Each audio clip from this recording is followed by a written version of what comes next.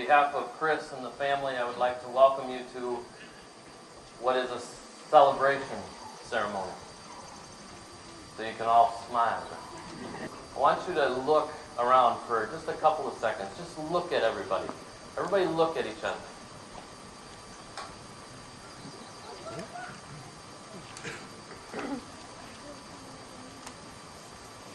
You can wave. It's okay. So now think of this as maybe double or triple or beyond. We'd all fall asleep listening to the whippoorwills, frogs, and Bob Whites, and I'd wonder if Brett would pee on me that night like he had sometimes before. Over the years, it seemed like we did everything together, from celebrating our birthdays to trick-or-treating to learning to dress chickens. We rarely were apart growing up. One of our greatest cousin projects we took on was the building of the playhouse at Granny's. We used it to play Little House on the Prairie. Looking back, I realized that building that playhouse helped us each to build the people that we've become as adults. We got older, and with age came changes and challenges. We were faced with these obstacles, and the cousins would come back together to build each other up and leave stronger than we were when we came. I'm sure that's what Brett would want us cousins to do today. Thinking back, I was reminded of all of us kids playing King of the Mountain on Granny's Cave. We'd fight over who was the king. After watching Brett's courageous battle over the years, I think we'd all agree that he was the king of the mountain. Brett, I remember the first time I met him. Chunky little kid.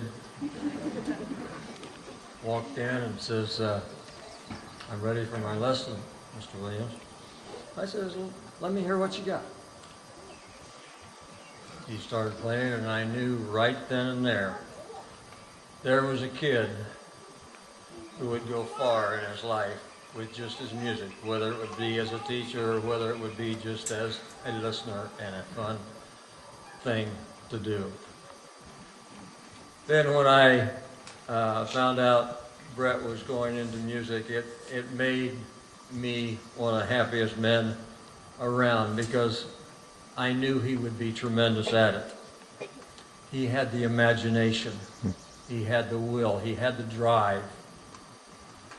Anything you asked Brett to do or around him, he was always ready to do it.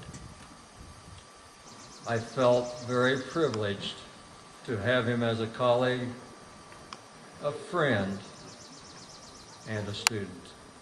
When we look around here and all these different worlds that he had, that he was important to, the drum corps folks, the band folks, the band directors that were peers. I see band directors here whose kids were taught by Brett. I see people from his current job. I certainly see people from his family. And there's still people from Birmingham. You know, and he's still teaching too. I'd never been to Birmingham, Iowa. Didn't know it existed. I thought I'd been just about everywhere. You know, he's also challenging all of us. At 6:15 this morning, what do I wear to a service with a campfire? But you know what made Brett so powerful as not only a teacher but as a friend, as a human being, is number one, he knew what he didn't know. And he knew too of the things he didn't know, which things he needed to know. And he knew which things really didn't matter. He was one of the first ones to put things in perspective for me a lot of times. An incredible guy with such a passion for life. Not just music, but life. Just such a big teddy bear. I like that one. One of the good guys. Well, wouldn't it be great if everybody thought of us that way? But hilarious, compassionate, passionate, and real. Because these are from students. I am forever changed into a better person for having known him. This is from a peer that taught with him. His laughter and inappropriate jokes.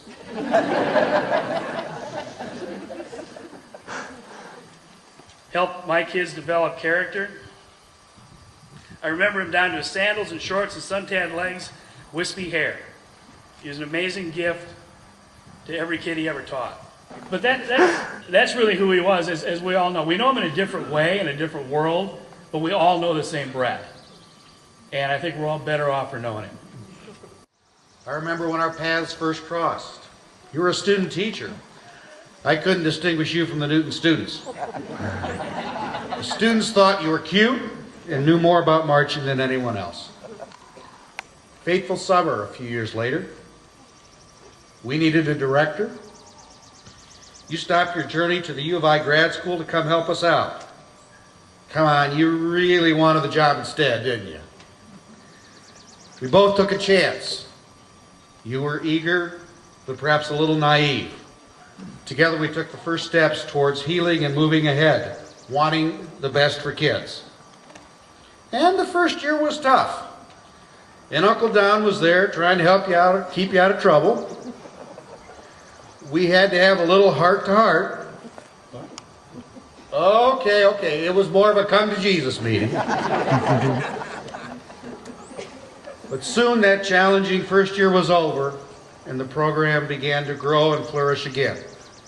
Confidence was building. Your passion was winning. Your stern but loving ways made students believer. The best for kids. As department chair, you were a man of few words, but when you spoke, the message was thoughtful and intelligent. Colleagues listened.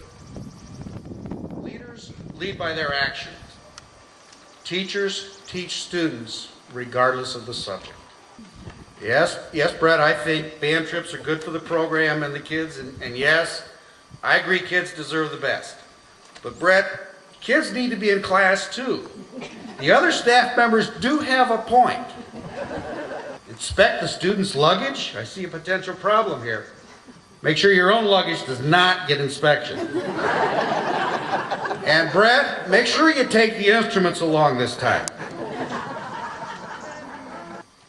What?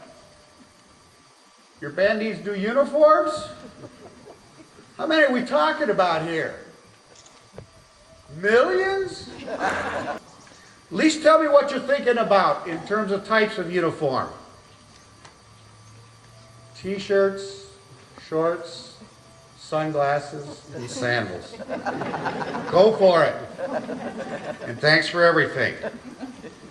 You always gave it your best, and now you deserve the best. You are the chief. I think he loved two things most: campgrounds, fishing, and drum corps.